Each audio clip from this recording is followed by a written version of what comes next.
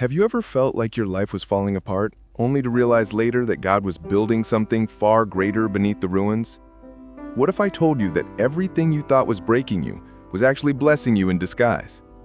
This is your moment, chosen one, the turning point where pain becomes purpose, where scars become symbols of strength, and where faith becomes your foundation. In this powerful video from Spiritual Journals, you're not just going to hear about restoration, you're going to feel it. Because what's coming next isn't repair, it's rebirth. Today's message carries a promise. The very things that were meant to destroy you are about to reveal the glory that's been growing quietly inside you. You'll learn how to see your past not as wasted time, but as divine training ground for what's ahead. Together, we'll unlock a positive mindset that doesn't depend on perfect circumstances, but on perfect timing. So before you do anything else, hit subscribe to Spiritual Journals and turn on notifications so you never miss a word that could change your season.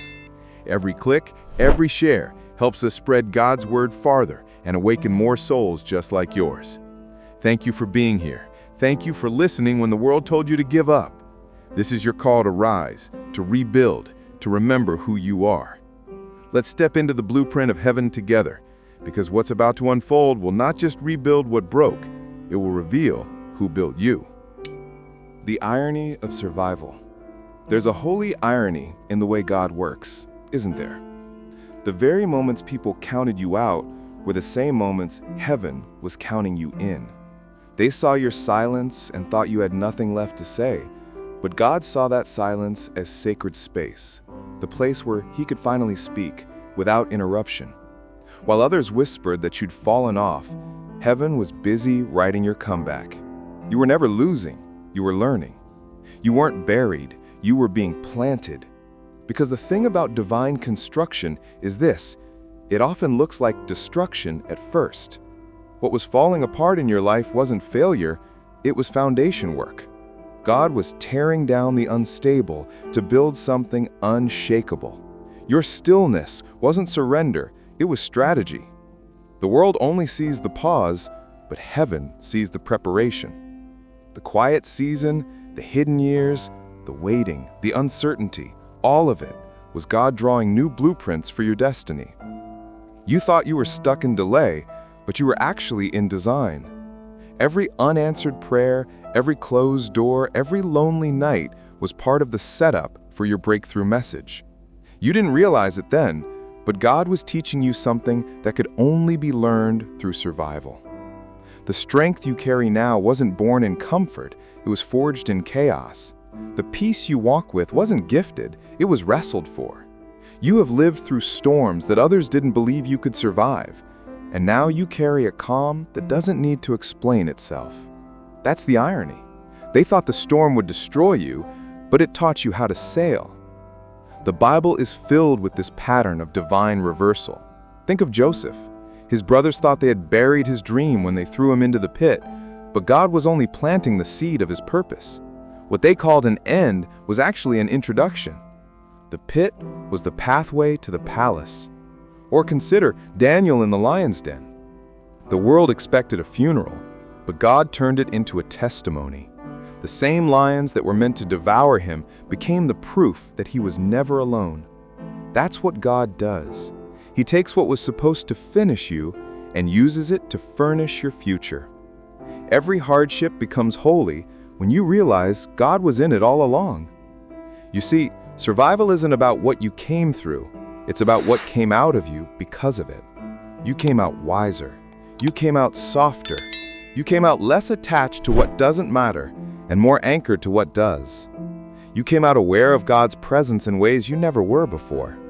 It's not that you stopped caring, it's that you stopped carrying what wasn't yours to bear.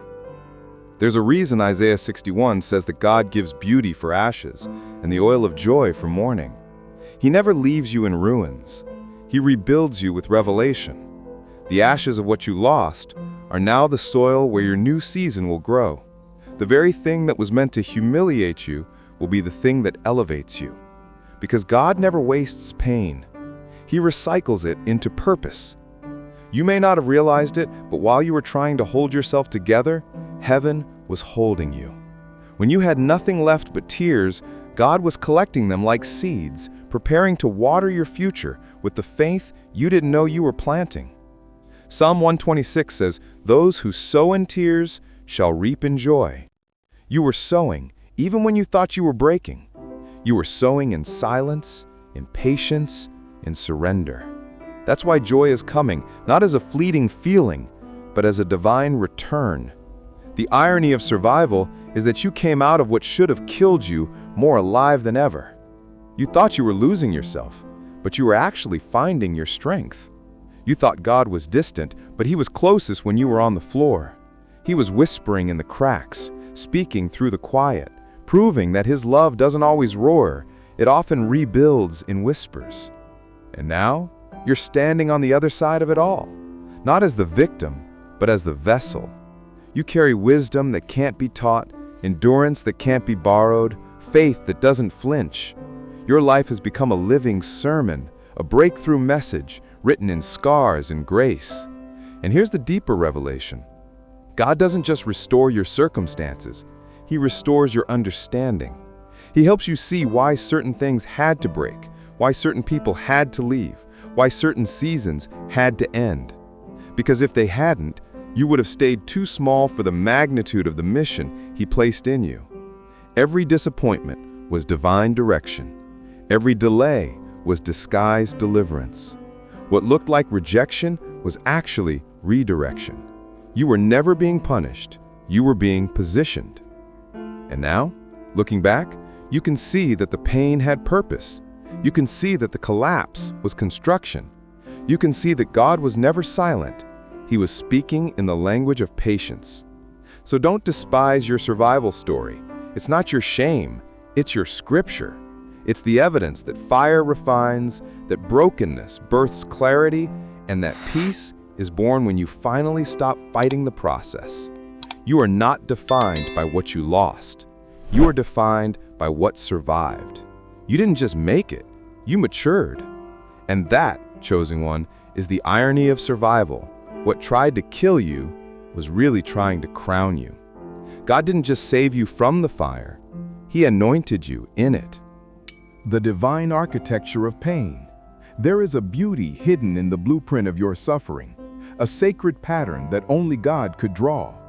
Every scar, every tear, every quiet night of wondering why, none of it was wasted. It was all written into His divine design. You see, beloved, faith and healing are not born in the sunshine. They are forged in the storm.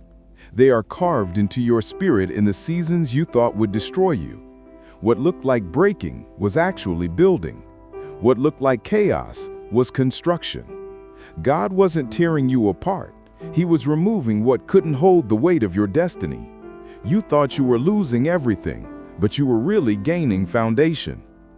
This is the divine architecture of pain, the art of being undone so that you can be rebuilt by holy hands.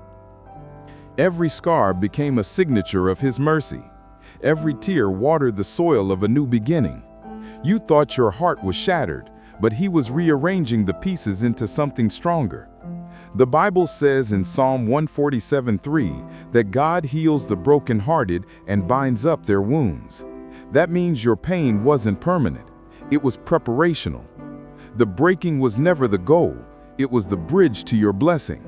When you were stripped of control, He became your compass. When you were empty, He became your source. When you couldn't stand, He carried you. Faith didn't grow in the moments when everything made sense. It grew when nothing did. You didn't find healing in the absence of pain. You found it in the middle of it, when you learned that pain can't outlast purpose. It's easy to trust God when life is peaceful, but true faith is built in the fire. True healing happens when you stop running from your wounds and start seeing them as proof that you survived. Look at Joseph, betrayed by his brothers, abandoned in a pit, imprisoned for doing the right thing. His story could have ended in bitterness, but he said to the ones who hurt him, "You meant it for evil, but God meant it for good." That is faith and healing working together, transforming pain into purpose. Joseph didn't just heal, he became a vessel of mercy. That's what God is doing with you. The very places that hurt the most will one day become the platforms where you help others find hope. You are not defined by what happened to you. You are defined by what God is doing through you. And sometimes the only way He can reveal that is by letting what you leaned on crumble so you learn to lean on Him alone. This is the sacred paradox of faith and healing. They often come disguised as loss. When life stripped you bare, God was showing you what could never be taken away: His presence, His peace, His promise. You see, the enemy wanted your pain to make you bitter, but God turned it into the birthplace of compassion. You began to see others differently because you knew what it was to walk through fire and come out breathing. You learned empathy that no textbook could teach, wisdom that no sermon could explain. Every valley deepened your capacity to love. Every heartbreak expanded your ability to understand.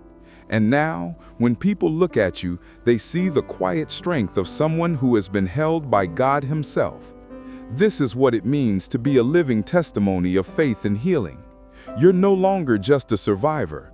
You're a sanctuary. The walls of your life are lined with lessons written in tears, but they shine with the light of victory. Because only those who've walked through ruins know how to build altars that last. Your pain gave you language to speak hope into others' darkness. Your past became the foundation for someone else's freedom. This is divine architecture, God building beauty from what was once broken. And yet there's something even more powerful about this design. Restoration doesn't end when you finally stand. It begins when you start walking again. Standing is recovery. Walking is renewal. It means you're no longer living from the wound, but from the wisdom it gave you. The Bible says in Isaiah 40 that those who wait on the Lord will renew their strength. They will run and not grow weary. You waited, you wept, you worshiped through the pain, and now heaven is releasing new strength into your steps. The same God who walked with Shadrach, Meshach, and Abednego in the fire is walking with you now. The flames didn't burn them, they purified them. The same will happen for you. The heat that tried to consume you will refine your faith until it glows like gold. And once you realize that, fear loses its grip. Because how can you be afraid of something that was already used for your healing? The very thing that tried to harm you has become your holy testimony. That's why Paul could say in Romans 8:28 that all things work together for good. Not some things, not a few things, but all things. The pain, the confusion, the delay, the disappointment, they were all ingredients in the recipe of your restoration. You couldn't see it while it was cooking, but now the aroma of breakthrough fills your life. You can taste peace again. You can breathe again. You can dream again. This is what faith and healing feel like. They don't erase the past, they redeem it. You may still have scars, but they no longer bleed. They shine. They speak. They tell the truth. God was there. You didn't walk alone, and if He brought you through that, He will bring you through whatever comes next. So lift your head, chosen one. The same hands that shaped your pain are now shaping your purpose. The same God who allowed the storm is now calming the seas beneath your feet. You are walking into a season where peace will no longer be a stranger. You will look back and see that every dark place was actually a doorway. Every valley was a vision in disguise. Every wound was a well where faith was born. This is the divine architecture of pain. It's not just about what broke. It's about who built you back. It's about realizing that healing was never about forgetting what happened. It was about finding God in it. And when you see Him there, in the ashes, in the tears, in the silence, you realize something miraculous. Nothing was wasted. Not one moment, not one scar. Every piece of your story has been crafted by the hands of love. And that, beloved, is where true faith and healing begin. The walk after the war. There comes a time when the dust settles, the battle cries fade, and you find yourself standing in the quiet aftermath, wondering what's next. You thought healing would mean stillness, that once the storm stopped, peace would simply appear. But God says, no, healing isn't the end of the story, it's the beginning of movement. Healing means motion. Healing means rising, even when your legs still tremble from the fight. This is the moment when your scars become your sermon, your survival becomes your strategy, and your heart begins to beat in rhythm with heaven's new tempo. This, chosen one, is not a pause, it's a push. You see, God never heals you just to leave you where you were. He heals you to send you where you're meant to go. The same power that kept you alive in battle is now propelling you toward purpose. This is not about surviving anymore. It's about thriving. It's about stepping into the promise that was waiting on the other side of pain. What you lost is no longer your focus, because what's coming is greater than what went missing. Every door that closed wasn't rejection, it was divine redirection. Every no was heaven whispering, not this way, not yet. And those delays you hated, they were deposits. They were moments heaven used to gather interest on your endurance. Nothing was wasted. Every detour, every delay, every heartbreak was building something in you that couldn't be built in comfort. This is your Christian motivational speech from the throne of grace. You are not behind. You are perfectly aligned. God's timing isn't slow, it's strategic. He wasn't late, He was layering your blessing. You had to be hidden so you could be healed. You had to be slowed down so you could be strengthened. You had to lose your own map so you could finally follow His. And now, as you walk forward, you'll begin to realize that what looked like a setback was a setup for supernatural acceleration. The kingdom is shifting, and your name is being spoken in places your feet haven't yet entered. Heaven is aligning circumstances, opening doors, and weaving opportunities that no human could design. What's about to unfold in your life isn't compensation, it's multiplication. You're not getting back what was lost, you're getting more than you could have imagined. That's what happens when God restores. The walk after the war is different because you're different. The person who went into the battle is not the same one walking out of it. You see through things now. You move with wisdom now. You carry quiet power. You don't need to announce your comeback because your peace speaks louder than your pain ever did. The Bible says in Isaiah that those who wait on the Lord will renew their strength. They will mount up with wings like eagles. You waited, you endured, and now you're rising, not in your own strength, but in divine strength. You're walking with a new gait, a new rhythm, a new confidence that comes only from having been carried by God through fire and flood. You thought the war was just about survival, but it was about preparation.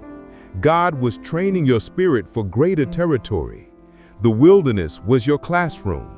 The heartbreak was your holy reminder that not every battle was meant to break you. Some were meant to build you. What others called your breakdown was really your breakthrough. The war ended, but the assignment began. God didn't bring you through the valley to sit you back in comfort. He brought you through to show you what you're made of and who He is in you. This is your time to walk in victory, not just talk about it. It's time to trust that your pain had purpose. The fight you faced wasn't for nothing. It was an introduction to a deeper faith, a faith that doesn't panic when storms arise because it knows the one who calms them. Every step you take now carries the authority of someone who has seen God up close. You no longer walk as a victim of circumstance, but as a vessel of glory. There is a quiet boldness on your life now, the kind that makes people wonder how you're still smiling, how you're still moving, how you're still standing. It's because you don't walk alone. The God who fought for you is the same God who walks beside you now. And every step you take is watched over by the one who promised never to leave nor forsake you. The walk after the war is sacred. It's not about rushing ahead or proving anything to anyone. It's about walking with awareness, walking with gratitude, walking with the calm confidence of someone who knows they are chosen. Your purpose is not something you have to chase. It's something that unfolds as you walk in obedience. Remember the story of the Israelites. After crossing the Red Sea, their journey didn't stop. It began. Freedom wasn't the finish line. It was the first step into promise. The same is true for you. You didn't go through what you went through just to go back to normal. You're not called to normal. You're called to new. The war was meant to shake off what couldn't stay with you in the next season. The pain purified your perspective. The pressure refined your purpose. And now, with every step you take, you're walking out prophecy. The angels who guarded you in battle are now guiding you in blessing. But here's what you must know. Before restoration can manifest around you, it must anchor within you. You can't walk into a new season carrying the fear of the old one. Healing must happen inside before it can show up outside. Let God settle your spirit before you sprint toward success. The peace you've been praying for isn't waiting in the next opportunity. It's waiting in your next breath. Breathe it in. Feel the weight lift. Feel the presence of God reminding you that you made it, that you're ready, that you're not the same. This is what the walk after the war feels like. Lighter, freer, stronger, slower in all the right ways, grounded in grace and guided by glory. You don't need to fight for what's already yours. Just walk, step by step, promise by promise. With every stride, you're proving that faith still works, that healing is real, that God's plan always prevails. And when people ask how you did it, you'll smile and say, I didn't, He did. That's the true heart of this Christian motivational speech. You're not walking because you're perfect. You're walking because you're promised. You're not moving because you've healed from everything. You're moving because you've seen enough to trust Him with what's ahead. The war prepared you for the walk, and now the walk will lead you into wonders. So lift your head, chosen one. The same God who gave you victory will now give you vision. The same God who carried you through the storm will now carry you into the sunlight. This is not the end of your fight. It's the beginning of your flight. Keep walking. You're stepping into destiny. The restoration of the soul. There's a kind of healing that no medicine can reach, a restoration that can't be found in the applause of people or the success of the world. It's the quiet mending of the spirit, the gentle return of peace after years of inner storms. True restoration doesn't begin with what opens around you. It begins with what opens within you.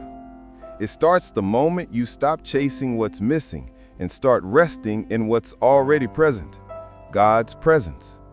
You've been waiting for things to shift, but heaven has been waiting for your heart to surrender. This is the beginning of your spiritual awakening, the moment you realize that peace isn't a place you find, it's a person you know. His name is Jesus, and His presence is the promise you've been looking for all along. When you begin to understand that peace isn't the absence of trouble, but the awareness of His nearness, everything changes. The noise of life doesn't disappear, but it loses its power to define you. The same God who spoke to Elijah in a whisper is speaking to you now, not through thunder, not through chaos, but through stillness. That stillness you feel in prayer, that calm that falls over your heart in worship, that quiet sense of being loved even when nothing is perfect, that's not emptiness, that's evidence. It's God's way of restoring the inner sanctuary of your soul. He's been clearing out the clutter of worry, the residue of fear, the walls built from disappointment, and replacing them with grace. You thought you were losing your drive, but you were actually losing your distractions. You thought you were falling behind, but you were being realigned. Because when God restores your soul, He doesn't just repair what was broken, He renews what was forgotten. The psalmist said, He restores my soul. He leads me beside still waters. Notice the order. Before He leads you forward, He leads you inward. Before He gives you direction, He gives you restoration. That's what spiritual awakening really is. It's not the rush of emotion, it's the return of alignment. It's realizing that God was never gone. He was just waiting for your awareness to catch up to His presence. Each time you whisper, "Thank you," when life doesn't make sense, heaven hears it as worship. Every moment you choose stillness over panic, faith over fear, hope over despair, you're building a spiritual rhythm that shakes the heavens. The world might call it discipline, but heaven calls it devotion. You're not just surviving the day when you start your mornings in gratitude, you're shaping eternity's rhythm inside your spirit. The act of choosing God daily in simple, honest ways is how your restoration takes root. You don't need to climb mountains or shout prayers to prove your faith. Sometimes it's the sigh that says, "Lord, I trust you," that carries the most weight in heaven. This is the beauty of restoration. It's not loud, it's lasting. It's not about a single breakthrough moment. It's about a quiet unfolding. You begin to notice that the same situations that once stole your peace no longer shake you. The same lies that once defined you no longer stick. The same fears that used to freeze you now fuel your faith. That's when you know the rebuilding has begun. Not because everything looks different, but because you do. You smile easier, you forgive quicker, you rest deeper. That's not coincidence, that's confirmation. God's restoring your mind, your focus, your balance. He's reclaiming lost time and reshaping it into wisdom. What you thought was wasted is being woven into something meaningful. Even your waiting has purpose. Every delay has been developing something in you that success could never teach. The peace you feel now is not a pause before another storm. It's the anchor you'll carry through the next one. Because restoration doesn't mean life gets easier, it means your spirit gets stronger. The same waves that once drowned you now remind you how far you've come. Every time the world says you're falling apart, heaven whispers you're falling into place. You're learning that spiritual awakening isn't about escaping reality, it's about embracing it with divine perspective. When Jesus calmed the storm, he didn't remove his disciples from the sea. He restored their peace within it. That's the kind of restoration God is doing in you, not external first, but internal forever. He's teaching you that the real miracle isn't when the storm stops. It's when you can sleep through it because you know who's in the boat. Every morning you choose to pray instead of panic, to praise instead of complain, to stand instead of shrink back. You're stepping deeper into your awakening. You're becoming less driven by pressure and more led by peace. You're no longer chasing miracles, you're walking with the miracle maker. And that shift changes everything. It's what Jesus meant when he said, "The kingdom of God is within you." You're realizing that heaven isn't just a destination, it's a condition of your heart when it's aligned with his. The more you rest in him, the more life flows through you. The more you listen, the clearer you see. The more you surrender, the stronger you become. This is the restoration of the soul, the quiet revolution that turns fear into faith and wounds into wisdom. It's when you stop performing for God and start walking with him. It's when you realize he doesn't just want your victory, he wants your vulnerability. Because the part of you that feels weak is the part he fills with strength. The part of you that feels empty is the part he turns into overflow. And that overflow is where your future begins. What's coming next won't just heal your past, it will announce your future. You'll step into rooms you once prayed about, but this time you won't carry the pressure to prove yourself. You'll carry peace. You'll move with quiet confidence, knowing that your worth isn't tied to what you do, but to who you belong to. People will see your glow and call it luck, but you'll know it's light, the light of someone who's been restored from the inside out. That's what a spiritual awakening looks like. It's not dramatic, it's divine. It's the evidence that the same God who rebuilt your faith is now rebuilding your future. And as you walk into this new season, remember this: the greatest miracle isn't that you made it through the storm, it's that you came out of it softer, wiser, freer, and more aware of the God who never left your side. That's not recovery, that's resurrection. That's not coincidence, that's calling. And that's the restoration of your soul. The prophetic unveiling. There comes a moment in every story when heaven decides it's time for the hidden to be seen, for what's been growing in silence to finally bloom in the open. When restoration hits your life, it doesn't tiptoe, it resounds. It comes with a holy boldness that turns whispers into worship and wounds into wisdom. The same people who once dismissed you will watch in awe as God displays His glory through you. The same places that once rejected you will become stages for your redemption. The same doors that seemed sealed forever will swing wide, not because you forced them, but because divine timing said now. This is the season of unveiling, the moment when God pulls back the curtain and reveals the version of you that pain prepared and faith refined. You are not stepping into a new chapter, you are stepping into a new creation. This is what personal growth in God looks like. It's not about changing who you are to impress others, it's about becoming who you were always meant to be under His hand. The world will call it success, but heaven calls it surrender. Every trial, every delay, every heartbreak became the chisel that carved your character. You are not the same person who entered the storm. You came out carrying power, humility, and light that can't be manufactured. It had to be lived. That's the irony of divine transformation. Your personal growth was disguised as struggle. You thought you were being broken down, but you were actually being built up. You thought things were falling apart, but they were falling into alignment. The God who hid you was never punishing you, He was positioning you. He covered you in obscurity, not to protect your weakness, but to strengthen your roots. Because fruit that grows too fast can't survive the wind, but fruit that grows in time becomes unstoppable. You've been cultivated in silence, but now the unveiling begins. Heaven is reintroducing you not as who you were, but as who you've become. Whole, healed, wiser, softer, stronger. You carry the evidence of divine intervention in your very presence. You are the living proof that brokenness doesn't cancel purpose, it confirms it. Every scar on your heart is now a signature of grace. Every delay a declaration that God's timing is still perfect.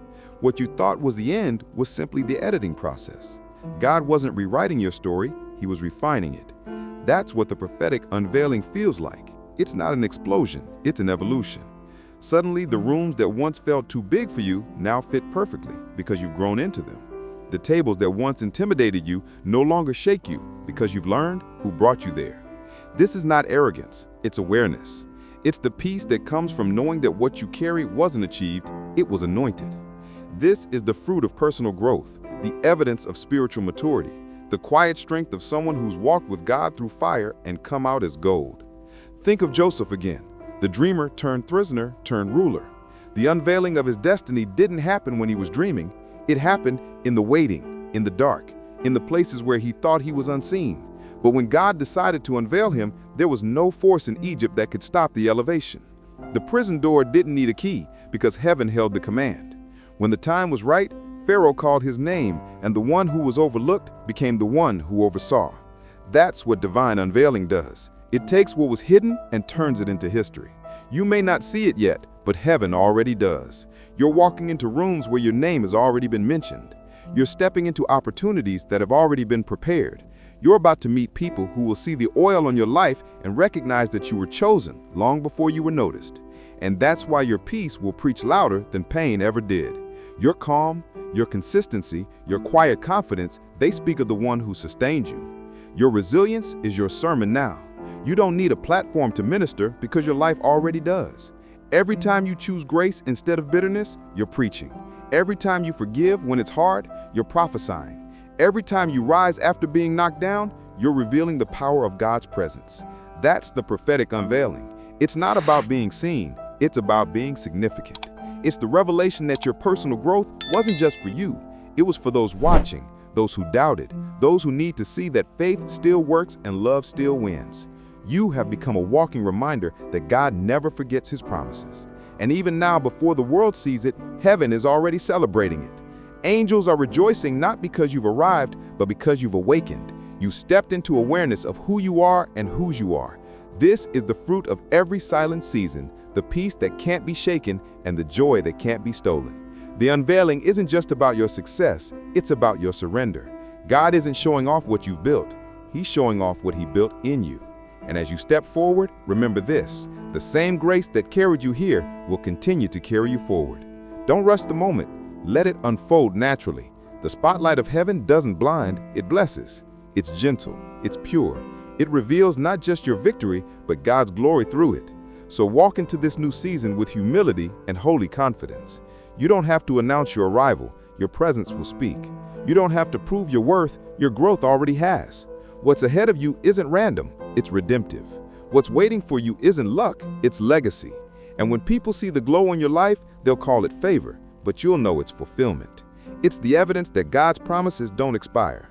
It's the manifestation of what you prayed for in tears. It's the moment heaven and earth agree that the waiting was worth it.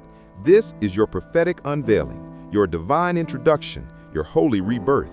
You are stepping out not just restored, but redefined. And as you rise, remember, your personal growth is not just proof of your endurance, it's the platform of your calling. Heaven's been watching, and now it's your time to shine. Chosen ones, take a deep breath and let this truth sink in. You made it through what was meant to break you. Every wound, every silent battle, every night you wondered if God still saw you, has become a part of the masterpiece He's been crafting. What was once chaos has become clarity. What was once pain has turned into peace. You are walking proof that Christian mental health is not about perfection, but about presence. The presence of a God who heals what the world cannot touch. If this message spoke to your soul, type in the comments, "I'm walking in divine peace." That simple declaration is your act of faith, your moment to agree with heaven's restoration over your life. Like this video if you feel the Spirit stirring within you, reminding you that you were never forsaken, only fortified. And before you go, subscribe to Spiritual Journals, where chosen ones rise together in faith, find purpose in the ashes, and nurture the peace that passes all understanding. I want to thank you personally for sharing this sacred space with me, for opening your heart, for listening, for believing again. You're not just watching a video, you're taking part in a movement of light, healing, and spiritual awakening. May the Lord bless you and keep you. May His peace guard your mind and heart. May your days overflow with divine alignment, rest, and revelation. Your story is still unfolding, and heaven is still writing in your favor.